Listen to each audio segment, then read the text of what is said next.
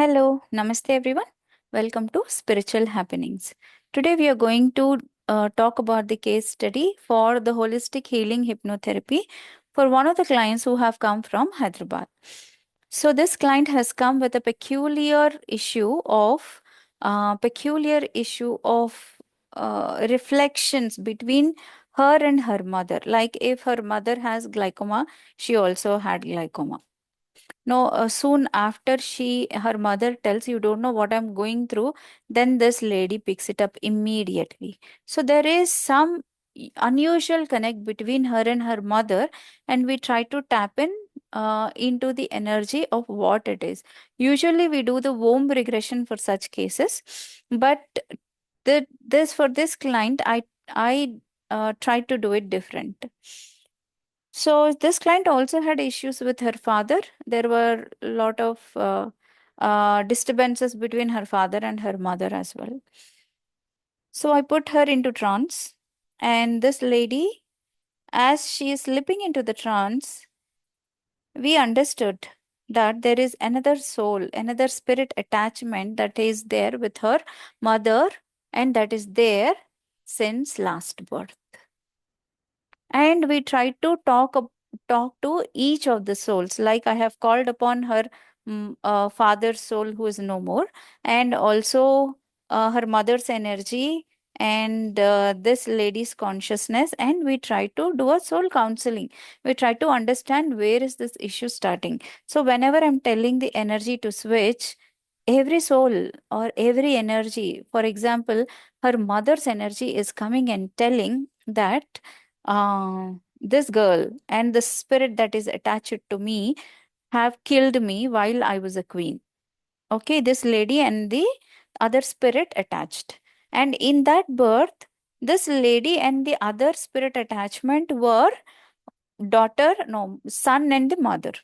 And this lady was the queen, and they used to work under her.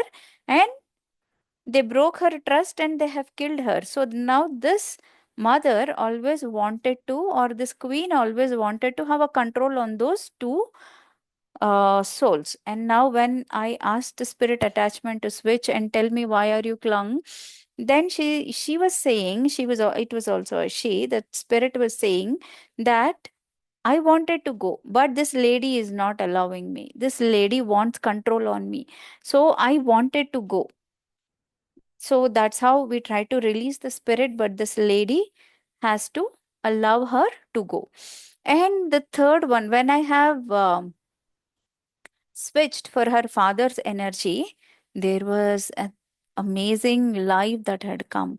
That father was abandoned, and that father was actually was a small girl who was not properly treated by her stepfather, and that stepfather was this client again, and it was she was not treated, she I mean that this client, when she was a father, was not did not treat her own son well, which is why that son had become father now and has ill treated this girl or this lady.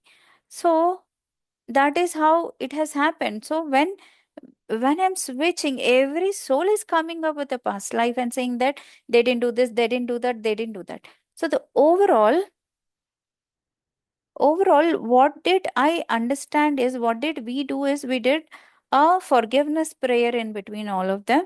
We did forgiveness, and we convinced that no, not this way.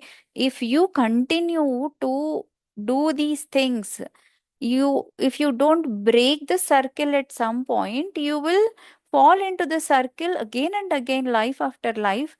There will not be any end to this. So somebody has to come forward to break the circle. So that is when that spirit attachment had gone, and this father had felt sorry for his own daughter, and this lady who had abandoned her son in that life had apologized. So many things had happened, and or this the energy has been released. The repetitive energy has been released. So from this case study or from this session, there is a very good takeaway. that unless until the law of balance, meaning the karma or the lessons have not been learned by all these souls or your own soul family, your own family members who've been taking birth again and again and again and again to learn the lessons every time the harder way, you will not able to let go and you will not be able to come out of that circle. Unless you come out of that circle, new lessons cannot be given to you. So there will be lot of lifetimes that would be wasted. If you get to know that this is the reason, then forgiveness becomes easy. With awareness, you forgive and the issues are resolved, the circle is broken, right? And all the souls get, well, I will not say mukti, but at least mukti from this pattern.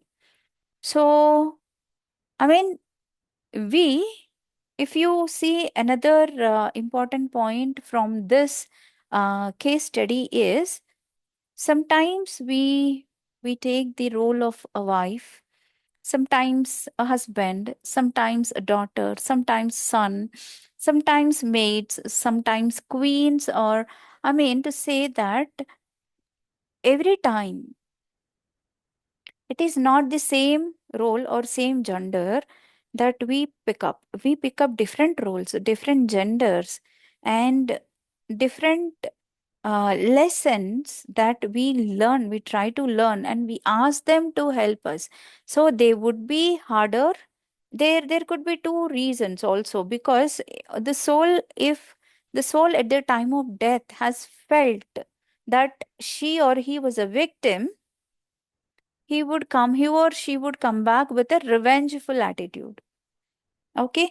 So we take the, not only take the roles of different genders or different family member roles, we also take the roles of victims, aggressors, and observers. Sometimes we would be an aggressor, we would be um, attacker, we attack them. Okay.